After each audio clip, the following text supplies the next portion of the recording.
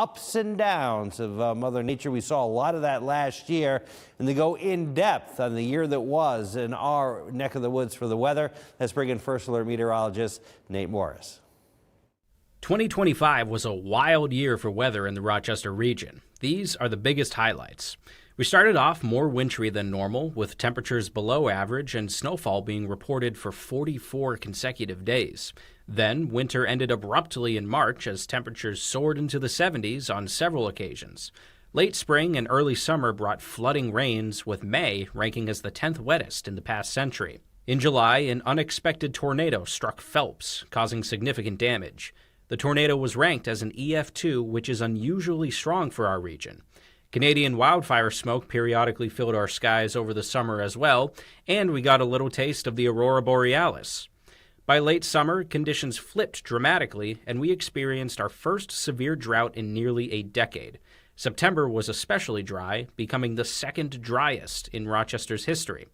Finally, winter returned with force. December ranked as the 10th snowiest on record. A great way to visualize just how wild a ride last year's weather was is to look at how temperature, precipitation, and snowfall compared to normal for each month.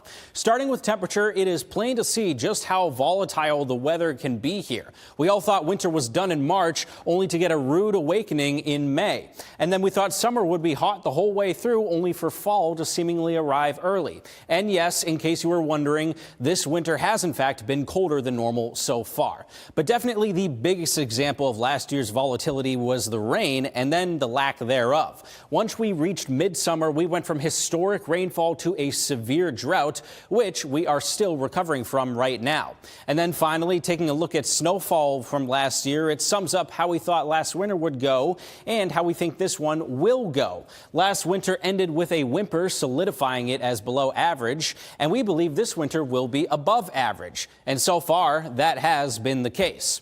Overall, last year was a memorable one in terms of our weather, and while it's hard to know how the weather might play out this time around, one thing we know for sure is that if it's anything like last year, it certainly won't be boring. I'm News 10 NBC First Alert meteorologist Nate Morris.